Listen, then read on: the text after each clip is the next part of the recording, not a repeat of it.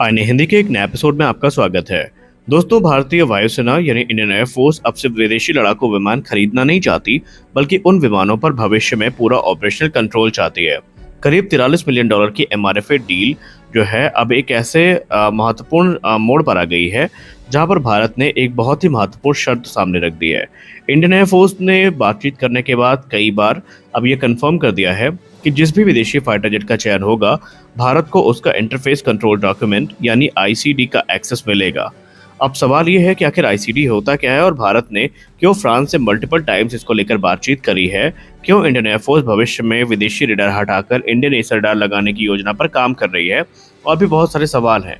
हम आज के इस वीडियो में समझेंगे आईसीडी एक्सेस क्या है, सोर्स कोड और आईसीडी में फ़र्क क्या है, भारत को इससे फ़ायदा क्या होगा, अस्त्र रुद्रम और भारतीय हथियारों पर इसका असर क्या होगा, और कैसे ये फैसला भारत की एयर पावर को पूरी तरीके से बदल सकता है। आइए शुरू करते हैं। दोस्तों, एमआरएफए प्रोग्राम की जब हम बात करते हैं तो ये भारतीय वायुसेना लंबे समय से 114 जो मल्टी रोल फाइटर जेट है, इन्हें खरीदने की योजना पर काम कर रहा है। इस प्रोग्राम की तकरीबन कीमत होगी $43 बिलियन के आसपास, यानी भारतीय रुपए में कई लाख करोड़ रुपए की ये डील होने वाली है। इस रेस में राफेल इकलौता नहीं था। इसमें Rafale, F-15EX, F-21, Eurofighter Typhoon, Gripen E और Su-35 जैसे फाइटर जेट भी कभी कम्पीट करते थे। लेकिन इस बार भारत सिर्फ विमान खरीदने के मूड में नहीं है। इंडियन एयरफोर्स अब ऐसी डील चाहता है जिसमें भविष्य में भारत खुद अपग्रेड कर सके, अपने हथियारों को लगा सके और विदेशी कंपनियों पर कम निर्भर रहे। और यही आता है आईसीडी एक्सेस का मुद्दा। इसे अगर हम बहुत आसान शब्दों में समझाने की कोशिश करें तो किसी भी आधुनिक फाइटर जेट को आप उड़ने वाला कंप्यूटर मान लीजिए। उसमें कई सिस्टम होते हैं। रेडार हो गया, मिशन कंप्यूटर्स हो गए, इलेक्ट्रॉनिक वॉरफेयर स्वीट हो गया, फ्लाइट कंट्रोल कंप्यूटर हो गया, सेंसर्स हो गए, कॉकपिट डिस्प्लेस हो गई, कम्युनिकेशन सिस्टम हो गए, और इन सभी सिस्टम को आपस में बात करनी होती है, यानी कम्युनिकेट करना होता है। यानी रेडार टारगेट डिटेक्ट करे, फिर मिसाइल कंप्यूटर को जानकारी दे, मिसाइल लॉन्च हो, पायलट को कॉकपिट में डेटा दिखे। और ये सब कम्युनिकेशन होता कैसे है? यही जानकारी इंटरफेस कंट्रोल डॉक्यूमेंट यानी आईसीडी में होती है।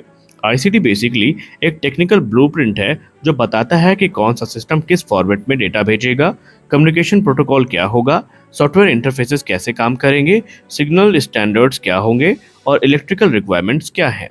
यानी आईसीडी वो नक्शा है जिससे कोई नया सिस्टम विमान के साथ कंपैटिबल बनाया जा सकता है। अब सोर्स कोड और आईसीडी में फ़र्क क्या है? ये बहुत महत्वपूर्ण मुद्दा है और लोग इसमें कंफ्यूज होते हैं।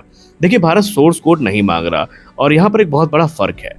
सोर्स कोड किसी भी फाइटर जेट का ब्रेन होता है, यानी फ्लाइट कंट्रोल लॉजिक हो गया, मिशन सॉफ्टवेयर हो गए, इलेक्ट्रॉनिक वॉरफेयर एल्गोरिथम हो गई, रडार प्रोसेसिंग हो गई, सेंसर फ्यूजन हो गया।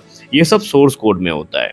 कोई भी देश इतनी संवेदनशील जानकारी आसानी से शेयर नहीं करता, यहाँ तक कि अमेरिका भी अपने विमानों को लेकर इतने ज़्यादा जो इंडिपेंडेंस है वो प्रदान नहीं करते। लेकिन आईसीडी एक्सेस जो इसके तुलना में कम सेंसिटिव होता है। इसका मतलब ये नहीं है कि भारत विमान का पूरा सॉफ्टवेयर कंट्रोल ले लेगा, बल्कि इसका मतलब ये होगा कि भारत अपने सिस्टम को एयरक्राफ्ट के साथ इंटीग्रेट कर सकेगा। अब सबसे बड़ा सवाल ये है कि इंडियन एयरफोर्स को उसकी ज़रूरत पड़ क्यों रही है? कारण बहुत साफ है, ऑपरेशनल सोवर्निटी। आज भारत अगर किसी विदेशी विमान में अपना हथियार लगाना चाहता है तो उसे ओरिजिनल इक्विपमेंट मैन्युफैक्चरर यानी ओईएम पर निर्भर रहना पड़ता है। उदाहरण के लिए, अगर भारत किसी विदेशी जेट पर अस्त्र मिसाइल लगाना चाहे तो उसे ओईएम का अप्रूवल चाहिए होगा, और इंटीग्रेशन ट्रायल्स होंगे, सर्टिफिकेशन होंगे, सॉफ्टवेयर मॉडिफिकेशन होंगे, और ये प्रक्रिया महंगी होती है, समय लेती है और कई बार राजनीतिक अप्रूवल्स पर निर्भर होती है। यानी युद्ध के समय भी भारत पूरी तरीके से स्वतंत्र नहीं रहेगा। लेकिन आईसीडी एक्सेस मिलने पर डीआरडीओ हो गई, Hindustan aeronautics limited, Bharat electronics limited या भारतीय प्राइवेट कंपनियां खुद इंटीग्रेशन कर सकेंगी, और ये हमारे लिए बहुत बड़ी बात है।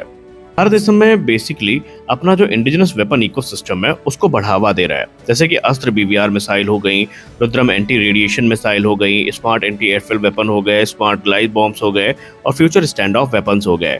लेकिन समस्या ये है कि विदेशी प्लेटफॉर्म पर इनका इंटीग्रेशन आसान नहीं होता। लेकिन अगर आईसीडी एक्सेस मिल जाता है तो भारत इन हथियारों को फ्यूचर में एमआरएफए जेट्स पर रिलेटिवली ज़्यादा आसानी से लगा सकेगा। कल्पना कीजिए कि एक विदेशी फाइटर जेट, लेकिन उसमें भारतीय अस्त्र मिसाइल, भारतीय इलेक्ट्रॉनिक वॉरफेयर स्वीट, भारतीय डेटा लिंक और भारतीय स्मार्ट वेपन हो। यानी एयरक्राफ्ट फॉरेन का हो सकता है लेकिन कॉम्बैट इकोसिस्टम भारतीय होगा। अब आते हैं सबसे दिलचस्प हिस्से पर। रिपोर्ट्स के अनुसार इंडियन एयरफोर्स भविष्य में एमआरएफए एयरक्राफ्ट के ओरिजिनल रडार को रिप्लेस करने की संभावना की तरफ भी देख रही है।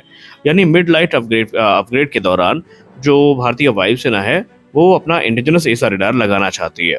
और ये बहुत बड़ी बात है क्योंकि रडार किसी भी फाइटर जेट का सबसे महत्वपूर्ण सेंसर होता है। अगर भारत अपना ऐसा रडार लगाना चाहता है और उसमें सफल हो जाता है तो भारत को मिलेगा software flexibility, domestic maintenance, local upgrades की फैसिलिटी और इंडियन वेपन्स के साथ कंपैटिबिलिटी, और सबसे बड़ी बात फॉरेन डिपेंडेंसी और कम हो जाएगी। तो भारत का यहाँ पर रडार लगाने का जो इरादा है वो दिन प्रतिदिन लगातार मजबूत होता जाता है। तो सवाल ये उठता है कि क्या भारत इतना एडवांस रडार बना सकता है? उसका जवाब है बिल्कुल हाँ। भारत पहले ही तेजस मार्क 1 अल्फा के लिए उत्तम एसा रडार पर काम कर चुका है। एमका प्रोग्राम में एडवांस एसा रडार टेक्नोलॉजी इस्तेमाल होने वाली है। सुपर सुखोई में हम ऑलरेडी विरूपाक्ष रडार को देखने वाले हैं जो किसी भी रडार की तुलना में फिलहाल बहुत ज्यादा पावरफुल है। अगर आप इनको राफेल के रडार से कंपेयर करते हैं तो ये ज्यादा पावरफुल माने जाते हैं क्योंकि ये गैलियम नाइट्राइड टेक्नोलॉजी पर आधारित है। डीआरडीओ और इंडियन पार्टनर्स जो है ये रडार टेक्नोलॉजी में काफी मैच्योरिटी हासिल कर चुके हैं।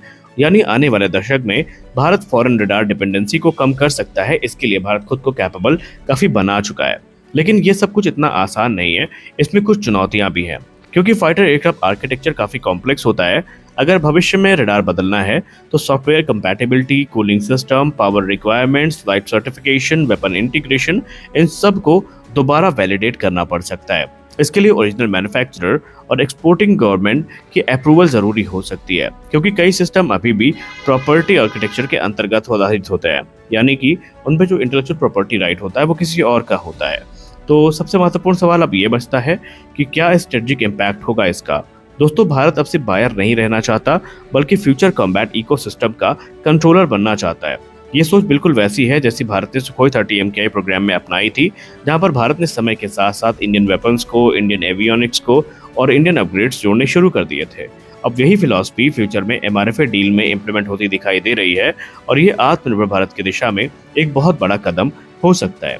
तो कुल मिलाकर इंडियन एयरफोर्स की आईसीडी एक्सेस वाली मांग सिर्फ एक टेक्निकल डिमांड नहीं है, ये भारत की लॉन्ग टर्म मिलिट्री स्ट्रेटजी का हिस्सा है।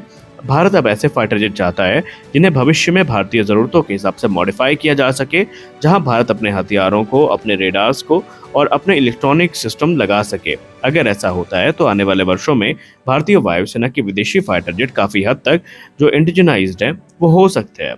तो आपको क्या लगता है, एमआरएफए डील में कौन सा फाइटर जेट फिलहाल भारत को ज्वाइन करेगा? खैर, ये सवाल तो बेईमानी है। आप मेन मुद्दे पे आते हैं।